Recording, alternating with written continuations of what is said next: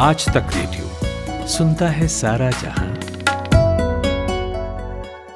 पूरे देश में अब ठंड की लहर तेजी से बढ़ रही है। ऐसा अनुमान है कि इस साल दिसंबर के शुरुआती हफ्तों में ही ठंड थोड़ा और सता सकती है। कुछ वेस्टर्न डिस्टर्बेंस की वजह से ऐसा होगा। कई राज्यों में बारिश और इसका सीधा असर ये कि ठंड और बढ़ेगी। अब जब ये ठंड बढ़ती है तो किन समस्याओं से जूझना पड़ सकता है, किन बीमारियों से आपको बचना होगा, ये हमने हेलो डॉक्टर के एक एपिसोड में कवर किया है। कई समस्याओं पर हमने बात की थी, लेकिन आज बात हार्ट अटैक पर। Hello doctor. हेलो डॉक्टर आज तक रेडियो की एक खास सीरीज है जिसमें हम आपकी सेहत से जुड़े टॉपिक्स पर काम की जानकारी आप तक पहुंचाते हैं स्पेशलिस्ट डॉक्टरों से बात करके। यानी अलग अलग बीमारियों पर मशहूर डॉक्टरों का ज्ञान, उनकी सलाह घर बैठे आप तक पहुंचती है हर मंगलवार सुबह आज तक रेडियो पर।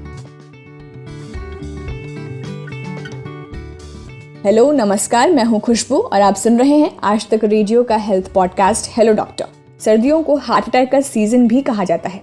Public library of science journal में पब्लिश्ड एक रिसर्च रिपोर्ट कहती है कि जिन्हें पहले से हार्ट डिजीज है, सर्दी में उनमें हार्ट अटैक का खतरा 31% तक बढ़ जाता है। वहीं journal of the American heart association की एक रिपोर्ट के मुताबिक हार्ट डिजीज से संबंधित मौतों की दर 25 दिसंबर और 5 जनवरी के बीच तेजी से बढ़ जाती है।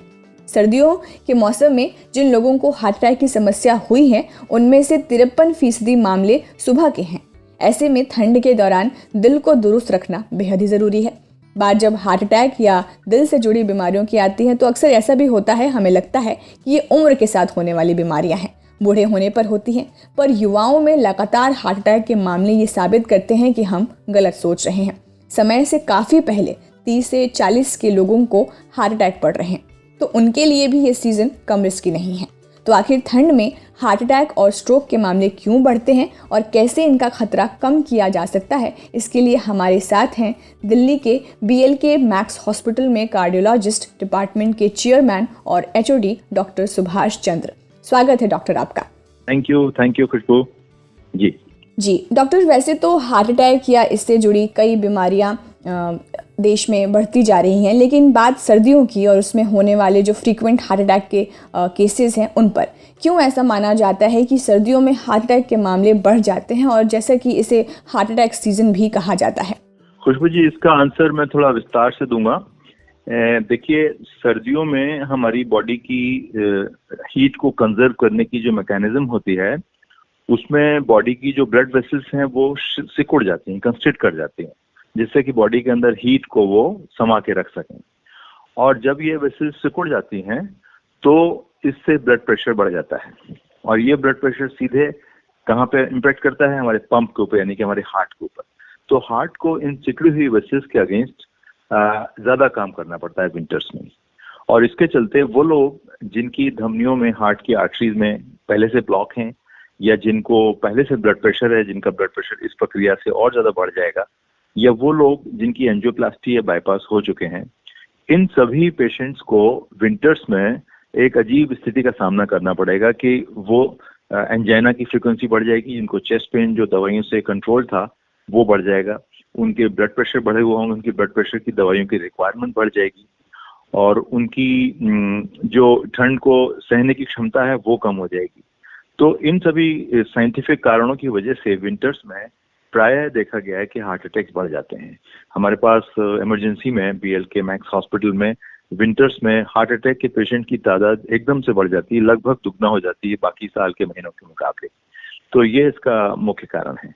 ठीक है डॉक्टर, तो फिर कुछ वार्निंग सिम्टम्स भी हैं जिन पर ध्यान देने की ज़रूरत है, या कुछ ऐसे लक्षण जो जाड़े के मौसम में और सीवियर हो जाते हैं? तो खुशबू जी, वार्निंग सिम्टम्स हार्ट की बीमारी के लगभग एक जैसे होते हैं, जो सर्दियों में और तीव्रता से नजर आते हैं। और ये लक्षण आमतौर से ऐसे होते हैं कि आदमी को पार्क में चलते वक्त या जीना चढ़ते वक्त जो पहले चढ़ पाता था, अब वो पार्क में 3-4 चक्कर के बाद ही रुक जाता है। उसको सीने के बीचों बीच भारीपन का अनुभव होता है, या गले में जकड़न होती है, या घुटन का एहसास होता है, या लेफ्ट आर्म में पेन जाने लगता है।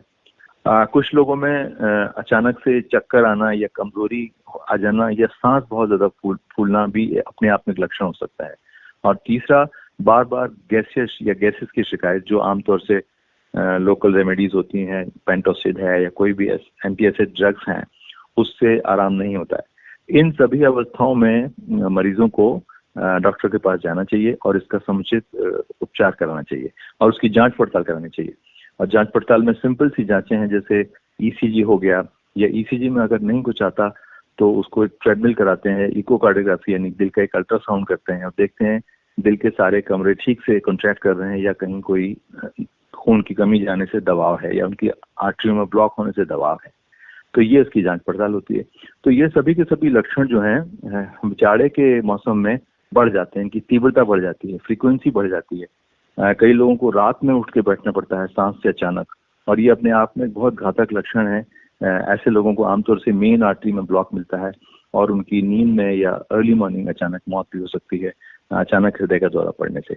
तो इन सभी लक्षणों को नजर में रखना है और खास तौर से ध्यान रखना है जब भी ऐसी कोई चीज पैदा होती है, और खास तौर से आज के जाड़ों के माहौल में जहाँ पोल्यूशन भी बहुत है, ठंड बहुत पड़ती है, कपड़ों से बचा के रखने की बहुत आवश्यकता है आपको। तो ये हृदय के आमतौर से लक्षण हैं जो हमको नजर आते हैं। अच्छा डॉक्टर, ये तो वार्निंग सिम्टम्स की बात हुई। यहाँ अगर किसी को मान लीजिए दिल की बीमारी है, किसी की एंजियोप्लास्टी हो रखी है, तो उनको किन बातों का ध्यान रखना चाहिए? जी, ये बहुत महत्वपूर्ण सवाल है। जिन लोगों की एंजियोप्लास्टी हो चुकी है, जिनको पहले हार्ट अटैक्स हो चुके हैं या बाईपास सर्जरी हो चुकी है, या जिनको मालूम है कि वो हृदय के मरीज हैं, उनको एंजाइना होता है और उनका इलाज सिर्फ दवाइयों पर चल रहा है, इन सभी मरीजों को ये ध्यान रखना है कि उनका विंटर्स आते ही ब्लड प्रेशर बढ़ना शुरू हो जाता है, उनको एंजाइना की फ्रीक्वेंसी बढ़ जाती है। उनको ध्यान इस चीज का रखना है कि दवाइयाँ नियमित समय से लेते हैं, जब जब बताई गई हैं दवाइयाँ लें। ब्लड प्रेशर की दवाई की रिक्वायरमेंट प्राय बढ़ जाती है तो उसको समय समय पर चेक कराएं, यानी कि होम मॉनिटरिंग की जो प्रोसेस आजकल हम प्रोपोगेट करते हैं, घर में इंस्ट्रूमेंट इलेक्ट्रॉनिक खरीद के हफ्ते में 3-4 बार ब्लड प्रेशर चेक करना चाहिए। और जो लोग व्यायाम करते हैं, टहलने जाते हैं, उनको ध्यान ये रखना है कि बहुत ठंड में बाहर ना निकलें, और निकलें तो कपड़ों से अपने आप को पूरी तरह से कवर करके मफलर्स, स्वेटर्स पहनने के बाद जाएं, अच्छे शूज पहन के, और थोड़ी धूप निकलने के बाद जाएं।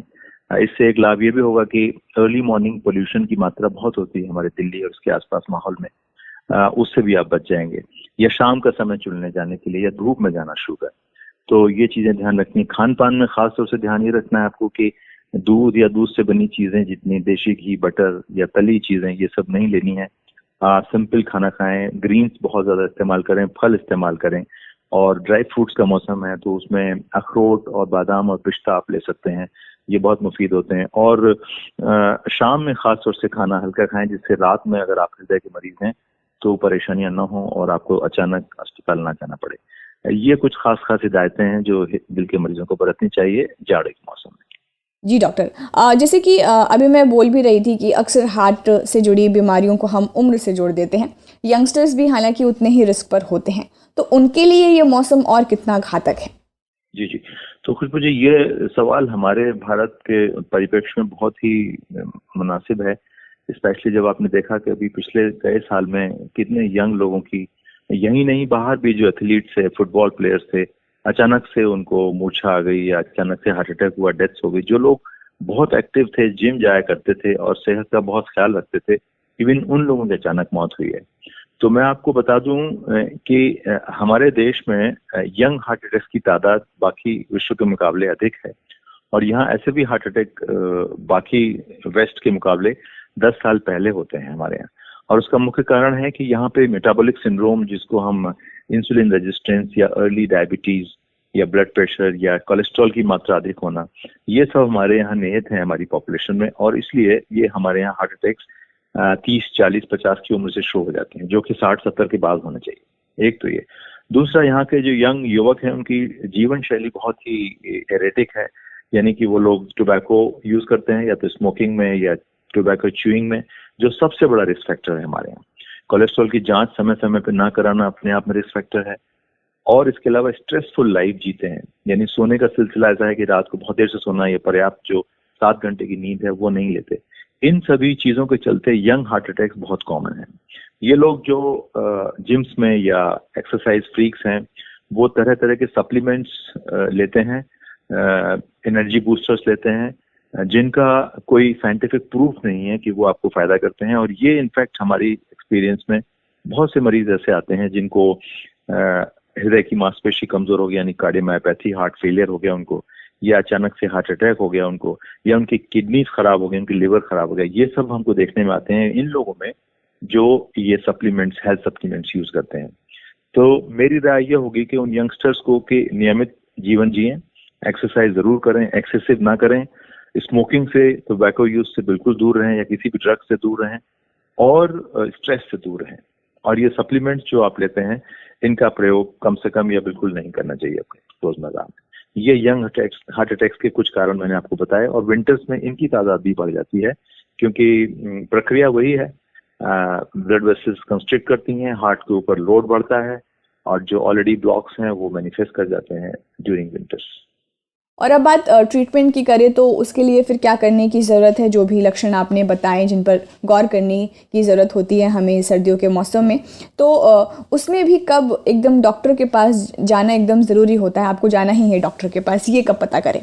तो इसके लिए मैं ये कहूँगा अपनी पुरानी चर्चा के चलते कि एक तो अपने देश में 30, 35, 40 की उम्र के बाद के युवकों को साल 2 साल में एक बार एक रेगुलर हेल्थ चेक जरूर करना चाहिए, जिससे कि जो छुपी सी बीमारी है, जो लोग शिथिल हैं, जो एक्सरसाइज नहीं करते हैं, उनको कभी मौका ही नहीं मिलता कि उनको एंजाइना होगा क्योंकि वो एक्सरसाइज ही नहीं करते। तो ये लोग जरूर एक हेल्थ चेक कराएं, जिसके तहत हम लोग इकोकार्डियोग्राफी, ट्रेडमिल, लिपिड प्रोफाइल और बहुत से रिस्क फैक्टर्स को चेक करके हम समय से उसको पकड़ सकते हैं। दूसरे वो लोग जिनको एक अनयूजुअल सिम्टम्स नजर आते हैं, और ये सिम्टम तभी नजर आएंगे जब ये लोग एक्टिव हैं। अगर आप नियम से 1 घंटे 45 मिनट वॉक करते हैं और अचानक एक दिन लगता है कि आप 10 मिनट वॉक के बाद आप थक जाते हैं, या सीने में कुछ भारीपन होता है, या सांस फूलती है, तो आपको एक मौका मिला डॉक्टर के पास जाने का और समझने का कि क्या मुझको साइलेंट हार्ट की प्रॉब्लम नहीं चल रही है। तो ये कुछ चीजें हैं, और जीवन शैली को स्वस्थ रखना बहुत आवश्यक है, जिसमें आप वजन का ख्याल रखें, आप नियमित रूप से व्यायाम करें, आप खान पान में ग्रीन्स और वेजिटेबल्स, और ये नॉनवेज के शौकीन है तो चिकन या फिश का इस्तेमाल करें जो ग्रिल्ड है, कम तेल में बनी है। ट्रांस फैट यानी कि तली हुई चीजें बिल्कुल अवॉइड करते हैं खाने में, ड्राई फ्रूट्स करके भी ले सकते हैं, और वजन का स्पेशली ख्याल रखें। और अगर डायबिटिक है या आपकी कोई फैमिली हिस्ट्री है, यानी आपके पेरेंट्स को एक स्टेज से पहले हार्ट अटैक हुए या आपके सिबलिंग्स में है, तो आपको बहुत सतर्क रहने की आवश्यकता है। अपनी कोशिश करें कि जितने रिस्क फैक्टर्स आप काट सकते हैं अपनी जीवन शैली में, smoking, overweight, diabetes, stress, lipid control, blood pressure control, ये सब चीजें आपको फॉलो करनी है, और उम्मीद करते हैं कि इस सब के चलते आप एक बहुत ही यूजफुल और स्वस्थ जीवन शैली बिता सकते हैं। अच्छा डॉक्टर, जैसे कि आपने एक्सरसाइज पर जोर दिया था, तो मैं यहाँ पर ख़त्म करने से पहले आपसे पूछना चाहती हूँ कि चूंकि इस साल प्रदूषण भी है साथ में, ऊपर से जैसे कि हर साल होता है, लेकिन ऊपर से ये हार्ट अटैक का सीज़न भी है, तो भी इसमें ये दोनों को कैसे, इन दोनों के बीच कैसे एक्सरसाइज को रेगुलराइज करें? तो जैसा मैंने कहा कि विंटर्स में एक अपने आप में चैलेंज है कि एक्सरसाइज कैसे की जाए। आपको बाहर जाने से ठंड का डर है, आपको बाहर जाने से पॉल्यूशन का डर है। तो एक्सरसाइज की जो एस्टेब्लिश्ड रेजिमेन है वो ये है कि आपको कार्डियो करना है, यानी कि brisk walk, running, cycling, jogging या स्विमिंग, ये सब अच्छी एक्सरसाइज है। अगर कोई वार्म पूल अवेलेबल है तो एक कंपोनेंट वो है। दूसरा कंपोनेंट वेट स्ट्रेंथनिंग करनी है आपको। जो मसल के वेट है उसको एक 5 किलो 10 किलो के वेट्स लेके आपको उनको स्ट्रेंथन करना है हफ्ते में 2 या 3 बार। और तीसरा आपको फ्लेक्सिबिलिटी पे विशेष ख्याल रखना है, यानी जिसमें सांस का इन्वॉल्वमेंट योगा के थ्रू इम्पोर्टेंट है, और जो आसन होते हैं फ्लेक्सिबिलिटी के लिए वो कर रहे हैं। ये 3 कंपोनेंट में से आप जैसा देख पाएंगे कि 2 कंपोनेंट बाद वाले आराम से घर के अंदर आप प्रैक्टिस कर सकते हैं under supervision of a guide, और किसी ऐप के ऊपर आप जाके सामने कर सकते हैं। जहां तक आउटडोर एक्टिविटीज का सवाल है, मैंने कहा कि कपड़ों को अच्छे से पहन के जाएं, ठंड ना लगे जिससे। उस मौसम में जाएं जहां थोड़ा गर्मी हो, यानी कि बहुत अर्ली मॉर्निंग ना जाएं, क्योंकि हार्ट अटैक्स की तादाद अर्ली मॉर्निंग सबसे ज्यादा पाई जाती है फॉर साइंटिफिक रीजन कि उस वक्त हमारी बॉडी में कैटेकोलामिन ज्यादा सिक्रीट होते हैं, तो वो समय अवॉइड करें। और पोल्यूशन के बचने के लिए मास्क और ये सब हैं, ये सब करके आप एक्सरसाइज भी जारी रख सकते हैं और स्वस्थ रह सकते हैं। तो ये थे डॉक्टर सुभाष चंद्र, बहुत बहुत शुक्रिया डॉक्टर। तो अपने दिल की बातों के बारे में बेशक आप ही जानते हैं, लेकिन आपके दिल से जुड़ी कई बातें ऐसी भी हैं जिनके बारे में आपका जानना बेहद ज़रूरी है, और आज के हेलो डॉक्टर का ये एपिसोड इसके लिए ही था। क्योंकि बात जब दिल के स्वास्थ्य से जुड़ी हो तो इसे गंभीरता से लेने में ही भलाई है। अगर आप भी किसी और बीमारी के बारे में, उसके इलाज के बारे में जानना चाहते हैं तो हमारा ईमेल पता नोट कर लीजिए, radio@aajtak.com। हेलो डॉक्टर के ऐसे ही और एपिसोड्स को आप Hopper, Google podcast, Apple podcast, Spotify, जियो7, पॉकेट कास्ट जैसे प्लेटफॉर्म्स पर भी सुन सकते हैं। मैं हूं खुशबू, फिलहाल इजाजत चाहूंगी। नमस्कार।